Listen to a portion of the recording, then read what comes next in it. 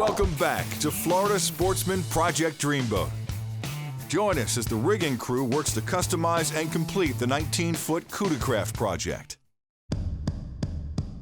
So now that Steve's up at the console of this Cuda Craft, it's time to button things up. There's not a lot going on up here. I've added a couple of custom touch things that Ron wasn't expecting, and I'm sure he'll appreciate when he sees them. But for the most part, it's the wiring and the attention to the quality that we're putting in this boat. Ron's a professional charter captain, and he's gonna depend and rely on things like navigation lights and pumps to always be working.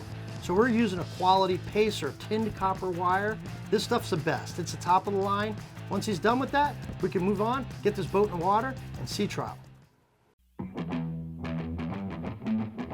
All right, I got the live well situation all taken care of. Now I need to jump up in the boat and get his console buttoned up. So the first thing I'm going to do on this console, I'm going to reinstall his control box, his key switch, and the gauges that he have.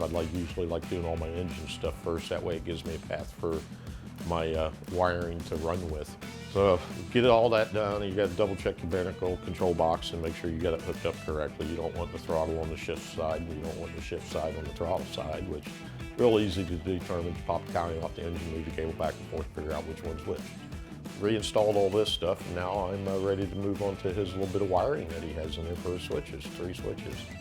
He didn't want his switches exposed on the console, so he wanted them down inside, no big deal. Nav light, bilge pump, and accessory switch, you know, that's just simple as it can get. Well, with some of the existing wiring he had in there, it was non-tinted, it was copper wire, so I'm going to delete all that stuff. My best friend is a pair of wire cutters. Consoles hate me when they see me coming with wire cutters. But so I'm going to get all the old stuff out, and I'm going to install some good quality Pacer marine wire, which is built and designed just for the marine industry. You know, it's tinted so that it won't leach corrosion down the wiring if you do get a little nick in it, which is really important when you come to the marine side of wiring. I like to make it look professionally done, nice and clean, routed correctly, and you know, I take pride in my work. That's why I take the extra time to do that. You know, this guy's going to look in there and he's going to go, "Oh wow," you know, compared to what it used to be. And we're going to get this boat down to the guy down in the Keys so he can get out there and start making money again. So while Steve wrapped up that Pacer wire job in the console, I had to go grab Vic out of the upholstery shop. Ron's clients are going to want a nice, comfortable seat up in front of that console that we customized for him, and I need to get Vic to build me something really plush and comfy to match his existing helm chair. Now that these guys got this boat all put together, it's time for a sea trial. I'm delivering this boat all the way to Alamorada in the Keys, and I don't want any mishaps or problems. Outside of that, I love to run these boats anyway. When we're done doing work, especially structural work, I like taking the boat out, giving it a good pounding, making sure nothing's gonna rear its ugly head. I don't wanna see any mistakes or mishaps come up with the client finding them first. I love the sea trials at the end. They're great, especially after we finish the boat, and they run perfect.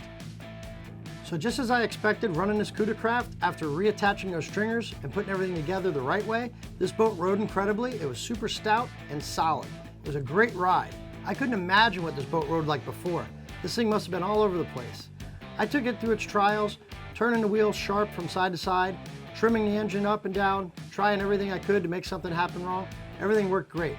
I noticed though, there was a leak in the bilge. Sometimes when you build these boats and you put all new hoses on the pumps, you don't get the hose clamps quite tight enough.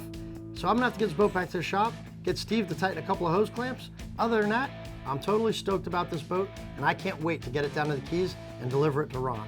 I'm really impressed with the ride and the quality of the boat overall, and Ron's little ideas, they're actually pretty cool. It's neat having those switches in the back transom of the boat, and it's really clean on the dash, not having a whole bunch of stuff. I like the idea of a simple boat. This thing's gonna be great. Ron's gonna love it.